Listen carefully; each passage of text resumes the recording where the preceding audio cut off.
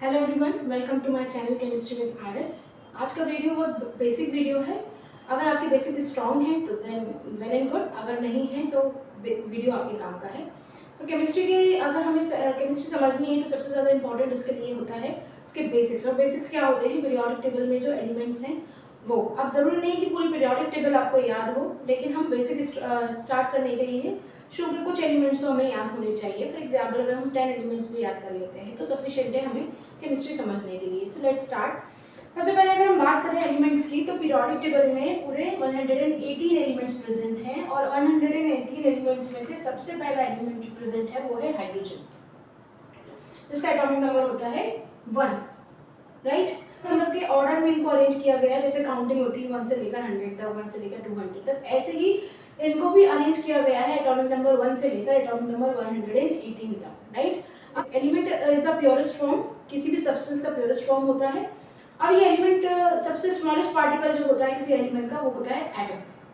किसी भी मैटर का, किसी भी सब्सटेंस का जो सबसे स्मॉलेस्ट, सबसे फाइन पार्टिकल जिसको हम कहेंगे वो होता है एटम। तो बेसिकली आज की वीडियो आपकी एटम के लिए ही है। अगर आपको एटम समझ में आता है कि एटम क्या होता है, उसके अंदर क्या प्रेजेंट होता है, तो आप सही ट्रैक पर हैं। आपको इजीली थोड़ा थोड़ा करके आप केमिस्ट्री को अच्छे से कॉन्सेप्ट बना पाएंगे, ठीक है। So let's start. अगर हम बात करें एटम की, तो एटम को किसी ने नहीं देखा आज तक, ठीक। बस हमें ये इमेजिनेशन है कि एटम जो है वो एक स्फेरिकल है, ठीक। और एटम के चारों तरफ कुछ शेल्स प्रेजेंट होते हैं। एटम के चारों तरफ कुछ शेल्स प्रेजेंट होते हैं। तो इस तरह से, जिस तरह से प्लैनेट्स रिवॉल्व करते हैं अराउंड द सन, उसी तरह से यहाँ पर ये शेल्स होते हैं इन ये अराउंड दी।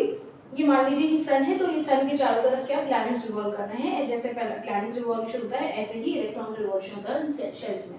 तो इस एटम की बात करें तो ये जो एटम है ना, ये पूरा एक एटम है। इस पूरे एटम में जैसे ही आप एटम के अंदर एंटर होंगे ना, तो सबसे पहले हमें क्या मिलेंगे? वहां पर इलेक्ट्रॉन्स मिलेंगे।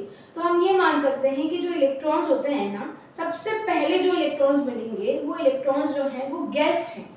क्या मान सकते हैं? हम उनको गेस्ट मान सकते हैं। गेस्ट का काम क्या होता है? कुछ टाइम के लिए आते हैं, फिर चले जाते हैं, फिर आते हैं, फिर चले जाते हैं। तो इस तरह से हम ये मान सकते हैं कि इलेक्ट्रॉन्स जो है वो गेस्ट हैं। कहाँ पर? एटम के अंदर।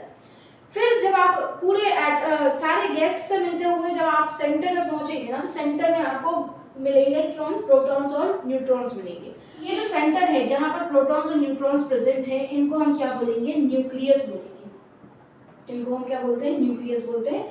अब आप यूँ समझ लीजिए कि एटम जो है उसका एटम का मालिक कौन है? प्रोटॉन्स और न्यूट्रॉन्स है। तो एटम के मालिक जो है वो कभी घर छोड़ के नहीं जाते। किसी भी घर के जो मालिक होते हैं वो कभी घर छोड़ के नहीं जाते ना। तो बस यहाँ पर भी वही कंसेप्ट है कि प्रोटॉन्स और न्यूट्रॉन्स जो है वो एटम में प्रेजेंट रहेंगे, न्यूक्लियस के उनके सेंटर में प्रेजेंट रहेंगे। वो कभी भी एटम से बाहर नहीं जाएंगे। फिर बाहर जाएगा कौन? गेस्ट। जो आए थे वो जाएंगे। तो इलेक्ट्रॉन्स जो है वो गेस्ट हैं, जो आए थे तो वो जाएंगे। एटम एज अ होल पूरा एक स्फेयर है। उस स्फेयर के अंदर आपको क्या मिलेंगे? सबसे पहले जैसे ही आप स्फेयर में एंटर होंगे वैसे ही आपको इलेक्ट्रॉन्स मिलना स्टार्ट होंगे। फिर इलेक्ट्रॉन से जब आप मिलते मिलते सेंटर की तरफ आएंगे, तो सेंटर में आपको मिलेगा एक छोटा सा एक स्फेयर मिलेगा, उसको हमने बोला न्यूक्लियस, जिसके अंदर एटम के जो मालिक हैं वो बैठे हुए हैं, यानी कि प्रोटॉन्स और न्यूट्रॉन्स बैठे हुए हैं, ठीक है। तो ये प्रोटॉन्स और न्यूट्रॉन्स कभी बाहर नहीं जाएंगे। जाएंगे कौन? इलेक्ट्रॉन्स जाएंगे। अब यहाँ पर ये जो इलेक्ट्रॉन्स हैं जो गेस्ट का काम कर रहे हैं, तो क्या वो गेस्ट मतलब ऐसे ही रेंडमली मूव कर रहे हैं? तो ऐसा नहीं है। इलेक्ट्रॉन्स जो है हर यूँ समझ लीजिए, ये जो सारे के सारे जहाँ पर ये शेल्स जिनमें रिवॉल्व कर रहे हैं ना इलेक्ट्रॉन्स, तो ये शेल्स हैं जहाँ पर इलेक्ट्रॉन्स रिवॉल्व कर रहे हैं, इनको बोलते हैं हम शेल्स, ठीक। ये शेल्स हैं। किसने बताई थी ये बात? ये बात बताई थी बोर ने।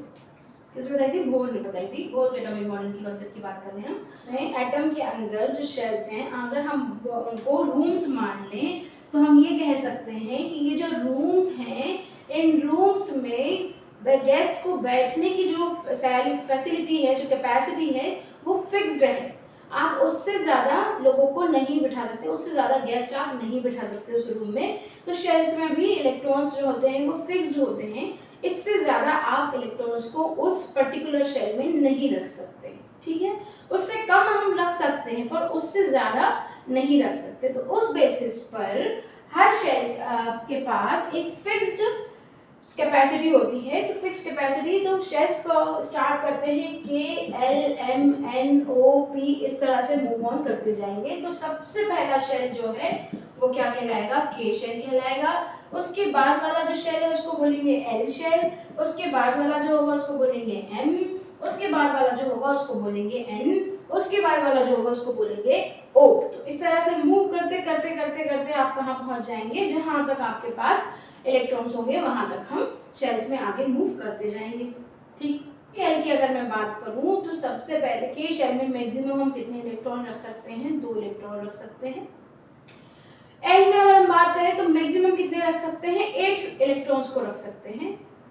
एम की बात करें तो मैक्सिमम 18 इलेक्ट्रॉन्स को रख सकते हैं। इसी तरह से एन की बात करें तो 32 इलेक्ट्रॉन्स को रख सकते हैं। ओ की बात करें तो 64 को रख सकते हैं। पी की बात करेंगे तो उससे और आगे चले जाएंगे। ठीक हुआ कि हमें के में 2 ही रखने थे, एल में 8 ही रखने थे, एम में 18 ही रखने थे, इनसे ज्यादा क्यों नहीं रख पाए। तो इसका कॉन्सेप्ट आता है एक ऑक्टेट रूल के पर बेस्ड है, जिससे रिलेटेड एक वीडियो मैंने अपलोड की हुई है, आप वहां पर उसको जाकर चेक कर सकते हैं। कि एटम जो है वो एक स्फीयर है, उस स्फीयर में जैसे ही आप एंटर होंगे गेट से, वैसे ही सबसे पहले आपकी मुलाकात किससे होगी, इलेक्ट्रॉन्स से होगी। इलेक्ट्रॉन्स जो है कई सारे रूम्स हैं, एक एक रूम क्रॉस करके आप कहाँ पहुंचेंगे, एटम के स्फीयर के सेंटर में पहुंचेंगे। तो हर रूम में इलेक्ट्रॉन्स बैठे हुए हैं और इन रूम्स में इलेक्ट्रॉन को बैठने की जो कैपेसिटी है वो फिक्स्ड है, उनसे ज्यादा इलेक्ट्रॉन्स उस पर्टिकुलर रूम में नहीं बैठ सकते।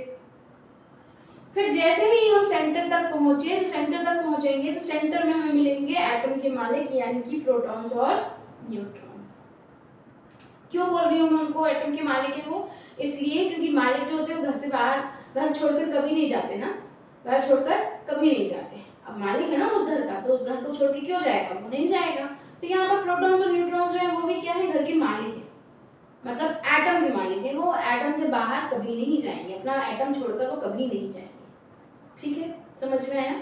अब आगे मूव करते हैं, इलेक्ट्रॉन्स की बारी आती है। तो इलेक्ट्रॉन्स कहाँ मूव कर रहे हैं, न्यूक्लियस के बाहर। एटम के तो अंदर है लेकिन कहाँ है, न्यूक्लियस के बाहर, और ये इस तरह से मूव कर रहे हैं। ठीक है, इस तरह से शेल्स में ये मूव कर रहे हैं अपनी एक पर्टिकुलर एनर्जी के साथ। ठीक, फिर हमने क्या देखा कि हर शेल में इलेक्ट्रॉन्स को बैठने की एक फिक्स्ड कैपेसिटी है। नेक्स्ट वीडियो में आपको मिलूंगी जिसमें हम आगे और बेसिक से आगे, इसके आगे का बेसिक क्लियर करेंगे, और यहाँ पे वीडियोस जो है वो आपको बहुत बेसिक से स्टार्ट करते करते नीट के लेवल तक ले जाऊंगी। ठीक है, तो मिलते हैं नेक्स्ट वीडियो में, तब तक सीखते रहो, सिखाते रहो। प्लीज अगर आपका बेसिक क्लियर हुआ हो तो वीडियो को शेयर करें, लाइक करें और चैनल पर सब्सक्राइब करें, सो दैट नेक्स्ट वीडियो का नोटिफिकेशन मिल जाए। Thank you so much.